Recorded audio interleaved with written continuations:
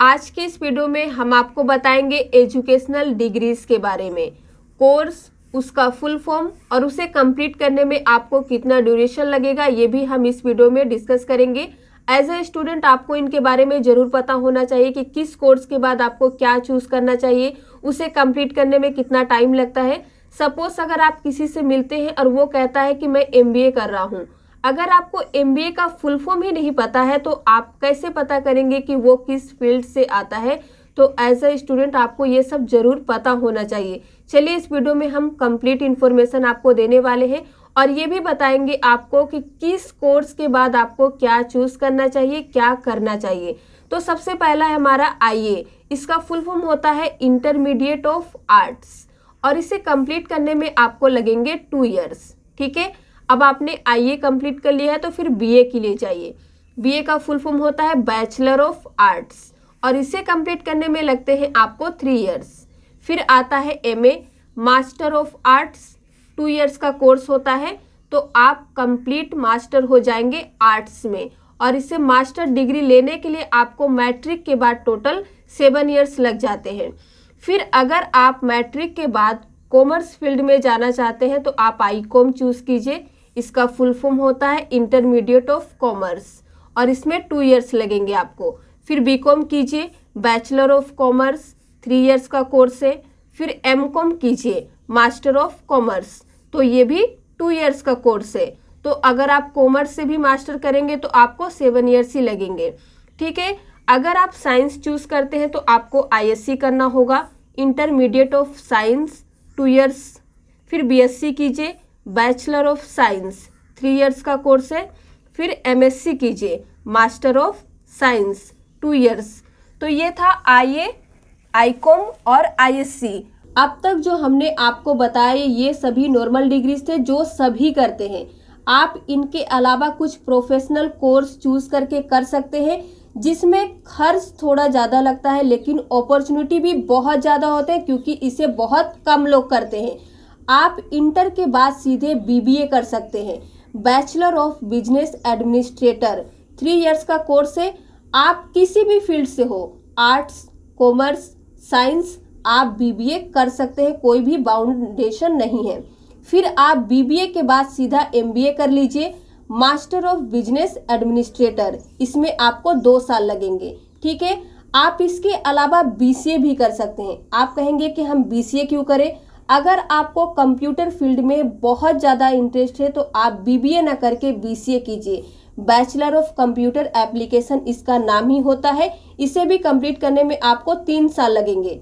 ठीक है, BCA के बाद आप MBA मत कीजिए, MCA कीजिए। कई सारे स्टूडेंट गलती करते हैं, MBA करने लगते हैं, लेकिन आप अपने फील्ड से भटकिए मत, आप MCA कीजिए, मास्टर ऑफ कंप्यूटर एप्लीकेशन, इसमें आपको 2 साल लगेंगे। ठीक है, फिर आता है हमारा BTech, बैचलर ऑफ टेक्नोलॉजी, इसमें 4 साल लगेंगे। फिर MTech आता है, मास्टर ऑफ टेक्नोलॉजी, 2 इयर्स का कोर्स है। इसी तरह के और भी कोर्सेज है। चलिए हम नेक्स्ट पेज पे चलते हैं।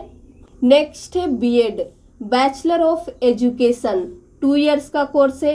BEd के बाद आप MEd कर सकते हैं, मास्टर ऑफ एजुकेशन, इसमें भी आपको 2 इयर्स लगेंगे। फिर आता है B Pharma, bachelor of pharmacy, 4 years का कोर्स है।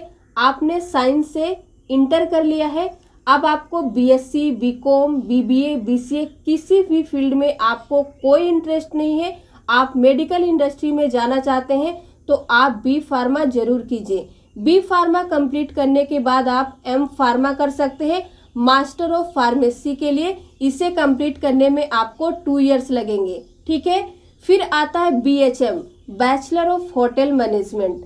आपको कुकिंग में बहुत ज़्यादा इंटरेस्ट है तो आप BHM जरूर कीजिए, 3 इयर्स आपको लगेंगे। फिर आप BHM कंप्लीट करने के बाद MHM के लिए जाइए, मास्टर ऑफ होटल मैनेजमेंट, इसमें आपको 2 साल लगेंगे। ठीक है, फिर आता है हमारा LLB, bachelor of law, 3 years का कोर्स है। LLB के बाद आप LLM कर सकते हैं, मास्टर ऑफ लॉ, लॉ में मास्टर करने के लिए आपको 2 साल लगेंगे। ठीक है, फिर आता है हमारा PhD, डॉक्टर ऑफ फिलोसॉफी, इसे कंप्लीट करने में आपको 3 इयर्स लग जाएंगे। इसके बाद है हमारा MBBS, bachelor of medicine and bachelor of surgery, इसे कंप्लीट करने में आपको पूरे 5 साल 6 महीने लग जाएंगे। फिर आता है यूजी अंडर ग्रेजुएट, 3 इयर्स का कोर्स है। इसमें क्या क्या आता है, बीबीए, बीसीए, बीकॉम जो होते हैं ये सभी यूजी में आता है। जब आप उस कोर्स को करते रहते हैं, परसू करते हैं, तब आप किसी को कहते हैं मैं अंडर ग्रेजुएट में हूँ, तो उसी का मतलब होता है यूजी। फिर उसके बाद आता है पीजी, पोस्ट ग्रेजुएट, 2 इयर्स। इसमें भी क्या आएंगे, एमबीए, एमसीए, एमकॉम। फिर है हमारा सीए, चार्टर्ड अकाउंटेंट, ये हो जाता है हमारा। अगर आप इसे 12th के बाद करेंगे तो आप 5 इयर्स लगाएंगे, आपको 5 साल देना होगा। ग्रेजुएट के बाद यूजी मतलब अंडर ग्रेजुएट के बाद अगर आप करेंगे तो आपको टोटल 3 इयर्स लग जाएंगे, ठीक है। फिर आता है हमारा DCA, diploma in computer application, ये 6 से 12 महीने का, यानी इट मीन्स आपको 6 से 1 साल तक लगेंगे डीसीए कंप्लीट करने में, ठीक है। फिर आता है B arch, bachelor of architecture, 5 years का कोर्स है। फिर आता है M arch, master of architecture, 2 years लगते हैं। तो आज के लिए बस इतना ही। अगर आपको वीडियो पसंद आया हो तो प्लीज़ लाइक कर दीजिए, शेयर कर दीजिए।